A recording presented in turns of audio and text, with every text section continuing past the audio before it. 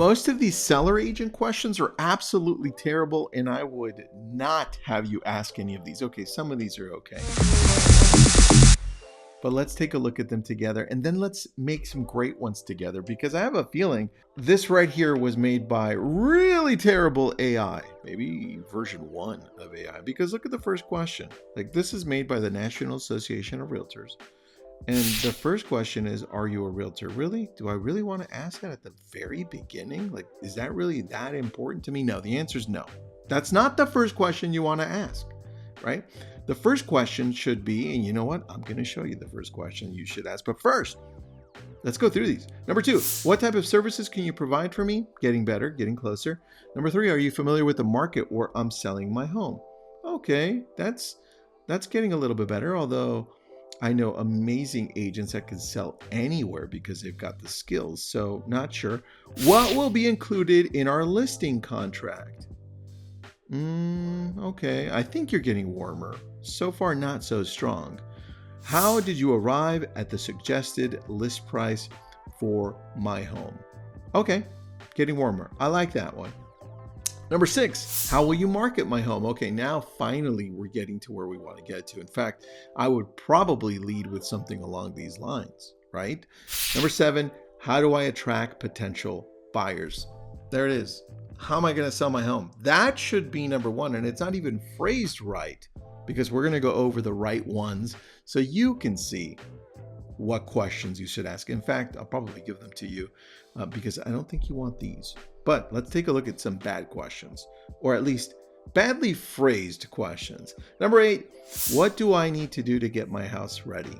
Okay, not bad. Number 9, how will you vet potential buyers? Cool. I mean, how will you bring potential buyers, right? Was that number 6? Number 7, how do I attract? Yeah, there you go. And number 10, do you have references I can speak with? Not bad. It ended with some pretty good ones. But what I'm thinking is that they didn't go far enough, or their AI just didn't work that day. Now, what I did is I threw that into artificial intelligence. I just went to ChatGPT and I said, hey, ChatGPT, listen, could you make better questions, because number 1 is stupid. I didn't like number 1. And then I just put in the link and it said, absolutely I can. Now I have other criteria on the top, right? Because I use this one specifically for real estate, for sellers and buyers. Now, number 1, what strategies will you use to showcase my property's unique features and attract the right buyers? Okay. Do you see the difference? It's all about, do you understand my home, agent? Do you understand the area? Do you understand the uniqueness? Maybe it's a custom home, maybe it's not, maybe it's in a track. Do you understand where I live? Number 1. And so knowing that, who's going to buy my home? What's the demographic typically? What age group? Who lives here? Who wants to move here? Now that is a powerful question. Now let's go to the next one. We go to number 2.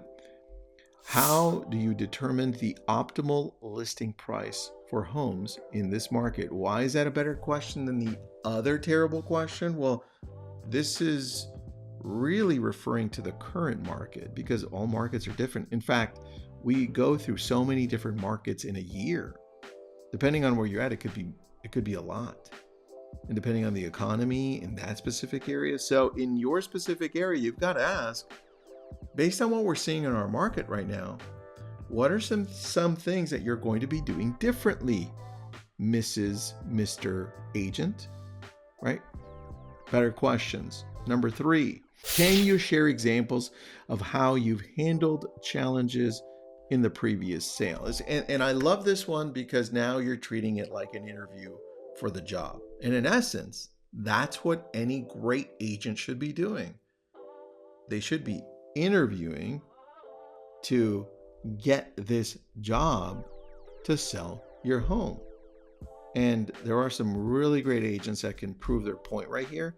And the not so great ones will fall flat on their face, right? So pay attention to the differences in these questions. Number 4, what's your approach to communication and keeping clients updated throughout the selling process? Man, I might shift that one to number 1. because we found over the years that the number one complaint by the consumer is lack of communication from a real estate agent. All of a sudden, when you hire them to list your home, their communication somehow is terrible after. They don't call you to update you. They don't tell you how it's going, how many showings you got, how the home is doing online. This might be the first question I would ask, and I love this one. 5, how do you help clients prepare their home for sale to maximize buyer interest? I like this one because that means I have to go through the home and take a look at it and say, hey, we might have to rearrange some furniture. In fact, we might need to bring in somebody that can just replace this whole area, and I've got a great stager, here's their number, or maybe we can rearrange this over here based on what I'm seeing. The point is, with experience, somebody will be able to come through and take a look at it and say, we need to do this. Number 6, what platforms and tools will you use to market my home effectively? This is brilliant, because if you ask this enough from different agents, let's say you're going to interview 5 and you've got 3 that are telling you the same thing, you're looking at those 2 that are doing things differently. They may be the ones that stand out because they're saying things that you didn't hear the other 3 say. So this is a very important question as well. Number 7, how do you vet potential buyers and ensure they're serious and qualified? Now you go back to that previous question where it's like, hey, how do you vet buyers? That's not giving me the right question. I want to know how you vet them to find out if they're serious and qualified. There's a difference in that question, because I don't want to waste your time as the seller, right? Number 8, what negotiation strategies do you employ to ensure I get the best possible deal? Man, this is a good one. A great agent is going to be able to answer this one really well.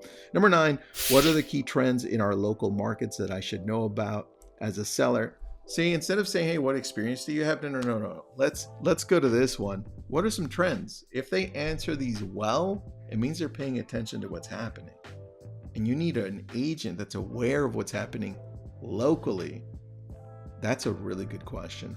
And the last one, what's your track record in this area, and can you provide references or examples of recent sales? Now, number 10 can be something you can ask if you want somebody that's local, but sometimes what I found in working in real estate for so long, that an agent that may cover a different city and has sales there, because they do such a great job in marketing, they could just bring it over here and do an amazing job here as well. So don't discount an agent just because they haven't had a sale in the area you're in.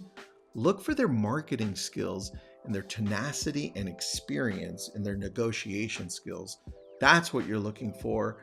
Use these 10 questions. I have them in a Google Doc.